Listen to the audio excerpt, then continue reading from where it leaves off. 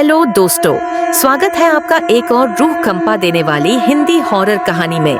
आज की कहानी है रेलवे क्रॉसिंग की वो औरत जो एक सच्चे अनुभव पर आधारित है।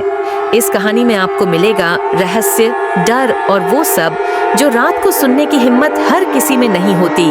तो लाइट्स बंद कर लीजिए और चलिए कहानी शुरू करते हैं। रेलवे क्रॉसिंग की वो औरत एक सच्चे अनुभव जैसी हिंदी हॉरर कहानी। गांव पढ़रिया, बिहार का एक छोटा सा कस्बा था जहां बचपन बीता था मेरा। यहाँ की धूल भरी गलियां, शाम को मंद होने वाला सूरज और खेतों के बीच बसरता सन्नाटा, कुछ ऐसा था जो दिल को हमेशा खींचता रहता था। बचपन से ही हमें कई तरह की डरावनी कहानियां सुनने को मिली थी, लेकिन उन कहानियों में सबसे ज्यादा मशहूर थी गांव के बाहर रेलवे क्रॉसिंग की, जिसे लोग भूतिया फाटक कहते थे। वह क्रॉसिंग गांव से लगभग 2 किलोमीटर दूर थी और बहुत साल पहले बंद हो चुकी थी। कहा जाता था कि हर अमावस्या की रात वहां एक औरत दिखाई देती है। उसकी साड़ी सफेद होती थी, बाल बिखरे हुए और चेहरा छुपा हुआ। वह ट्रैक पर खड़ी होती थी, लेकिन कोई ट्रेन कभी नहीं आती। कई लोग जो उस रात उस जगह गए थे वापस नहीं लौटे। बचपन में हम उसे मजाक में उड़ा देते थे, लेकिन मन में कहीं डर भी बैठा रहता था। वो साल था 2016। मैं कॉलेज की छुट्टियों में गांव आया था और पुराने दोस्तों से मिलने निकला। राजू, फौजी, बिट्टू और मैं, हम चारों हमेशा साथ रहते थे। एक रात शराब पीने की योजना बनी। जगह का चयन था वही रेलवे क्रॉसिंग के पास की पुरानी लाइन, जहां दिन में भी अजीब सी ठंडक और सन्नाटा होता था। राजू ने मजाक में चेतावनी दी, भूत वाली क्रॉसिंग पर मत जाना। मेरी मामी की बहन के देवर का बेटा गया था, लौट के नहीं आया। हम सब हंस पड़े। मैं बोला, भूत से कौन डरता है, चलो आज रात वहीं बैठेंगे। हम वहां पहुंचे रात के 11:00 हुए थे।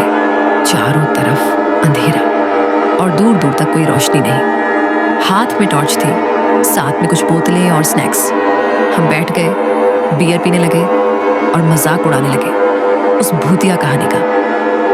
आधी रात के करीब 12 बजते बजते अचानक दूर से एक ट्रेन की सीटी सुनाई दी। एक दूसरे को देखने लगे, लेकिन यहाँ ट्रेन चलती ही नहीं थी। तभी एक हल्की धुंध उठने लगी और उसकी बीचों बीच एक औरत दिखने लगी। वो सफेद साड़ी में थी, बाल बिखरे हुए और सिर झुका हुआ था।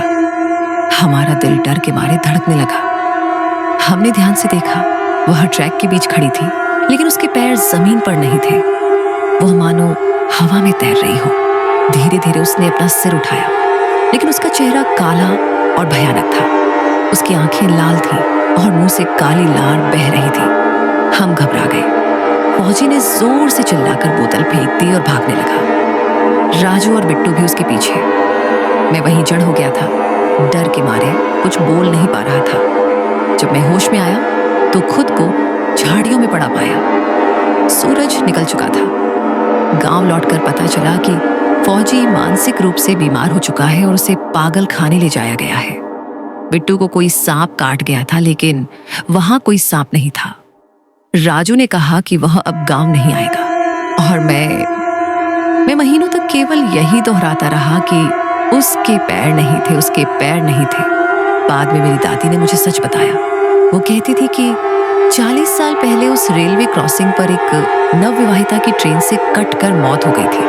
वह अपने ससुराल वालों से बचकर भाग रही थी, लेकिन मौत से बच ना पाई।